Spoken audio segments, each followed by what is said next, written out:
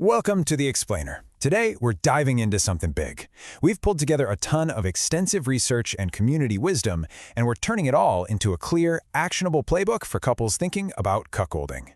This is all about helping you navigate this journey with strategy and real confidence. Okay, let's just jump right into this. We are totally reframing this journey. This isn't just about a casual hookup, not at all. Think of it as a critical, high-stakes investment in your relationship. The whole idea here is that choosing a third person needs the same kind of careful, meticulous research that a rancher uses when they're picking out a prize bull that's going to impact their entire herd.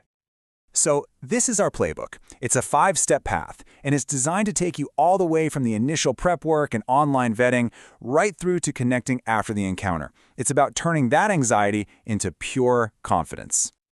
All right, first things first. Before you even think about looking for a third, the most important work, believe it or not, happens right at home. It's all about preparing a relationship, making sure the ground is fertile for a positive and really enriching experience. So why is that preparation so critical? Well, the data from the community is pretty staggering. Couples who rush the vetting process, they see a 300% increase in problematic encounters. We're talking everything from boundary violations to serious emotional fallout. So what's the answer? How do you avoid that? Well, this is it. Folks who've been there, therapists, they all recommend a dedicated prep phase of about 3 to 6 months. And listen, this isn't about stalling. It's about building an absolutely non-negotiable foundation of trust, communication, and shared goals before you bring a powerful new dynamic into the mix. And getting this difference is absolutely crucial.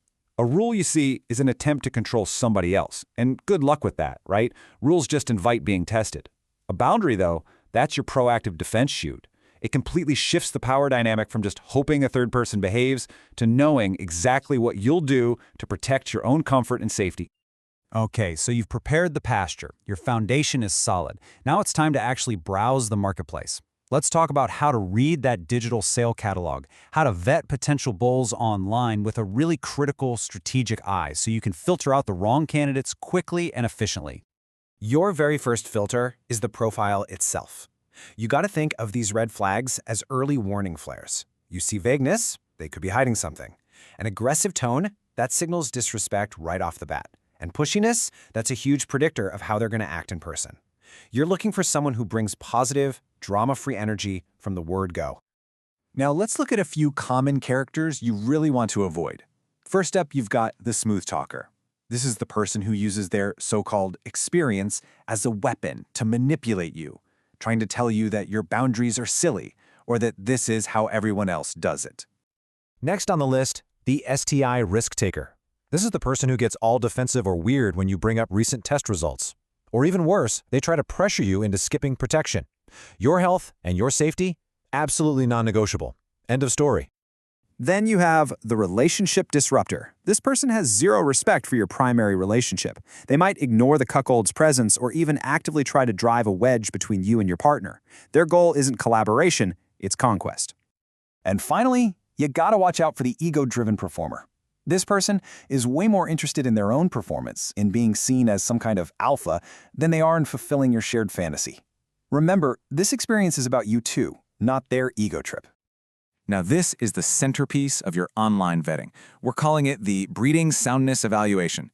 It's basically a structured interview that turns a fuzzy vibe check into a real, concrete data gathering process. And honestly, how a candidate answers these questions, especially the one about the safe word, is often way more telling than the answers themselves. So, let's say they've passed the online screening. What's next? Well, the first in-person meeting is never the sexual encounter. No way. You have to think of it as a temperament test. It happens in a neutral public place, and its whole purpose is to see if the person from the internet matches up with reality.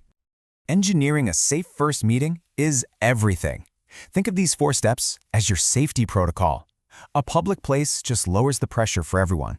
A time limit gives you an easy out. A secret signal makes sure you and your partner are on the same page. And separate transportation?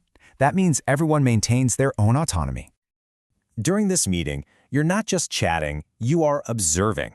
You're a detective. Do they act like they did in their profile? Are they genuinely curious about both of you? And this one is huge. How do they treat the waiter or the barista?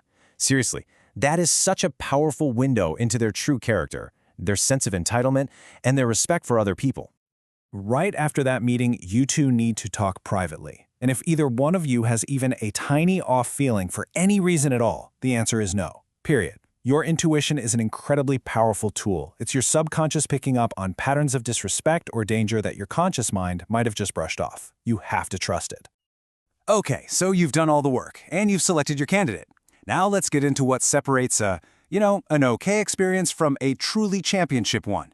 It all comes down to the key behaviors of a respectful, high-quality partner during the encounter itself. And this right here really lays out the contrast. It's night and day. A bad partner pushes your limits and makes it all about them. But a great one, a prize bull, they get it. They understand their role is to serve your shared fantasy. They stick to the agreed-upon blueprint and they practice ongoing consent, constantly checking in to make sure everyone is comfortable and having an amazing time. And now we move on to the final, and I mean mandatory phase of the entire experience, aftercare. This is not some optional add-on, okay?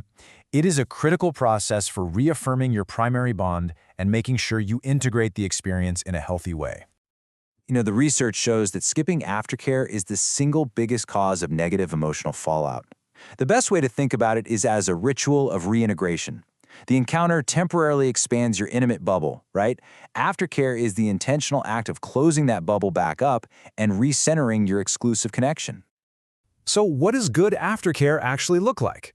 Well, a solid plan should include all of these things. It's about creating a safe space to talk about what happened, to reassure each other of your love and commitment, to say thank you for the trust you both shared, and to reconnect through simple, intimate things like cuddling or just sharing a snack. So, what's the ultimate takeaway here? A successful, sustainable experience isn't about getting lucky and finding a great third. No, it's about you, as a couple, becoming master ranchers, taking complete control of the entire process through meticulous prep, rigorous selection, and a profound commitment to your own bond. Because when you adopt a strategic, discerning approach, you transform this whole exploration from a source of potential risk into a powerful path toward deeper intimacy, trust, and shared adventure. And that is what ensures your journey is enriching, safe, and ultimately strengthens your love for the long haul.